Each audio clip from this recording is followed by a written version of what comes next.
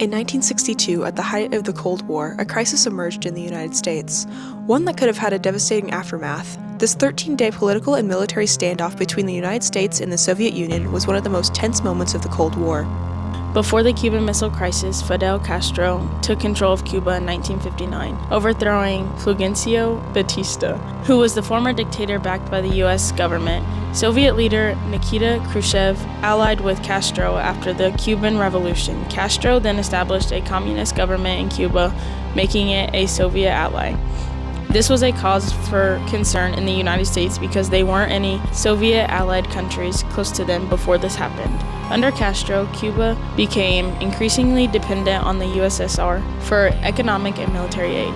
On October 4, 1962, an American U-2 spy plane made a high-altitude pass over Cuba. It was then that pilot Major Richard Heiser spotted a Soviet ballistic missile being assembled.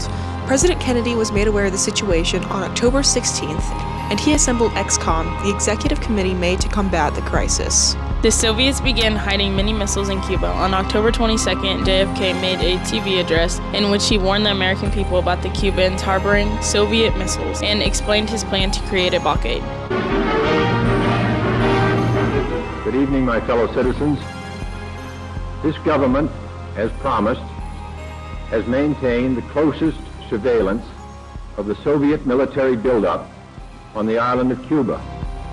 Within the past week, unmistakable evidence has established the fact that a series of offensive missile sites is now in preparation on that imprisoned island.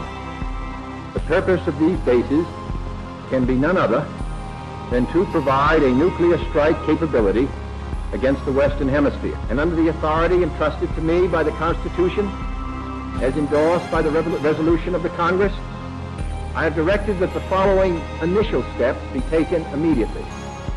To halt this offensive buildup, a strict quarantine on all offensive military equipment under shipment to Cuba is being initiated.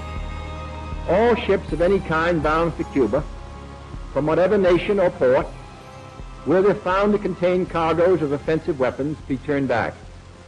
It shall be the policy of this nation to regard any nuclear missile launched from Cuba against any nation in the Western Hemisphere as an attack by the Soviet Union on the United States. Khrushchev backed down and offered to remove the missiles from Cuba in exchange for the U.S. not invading Cuba. Kennedy also secretly agreed to remove U.S. missiles from Turkey in this exchange. If the missile crisis had started a war, it would have directly threatened Europe because the U.S. could have launched missiles over Europe or from European bases. It was the last major Cold War confrontation to directly threaten Europe.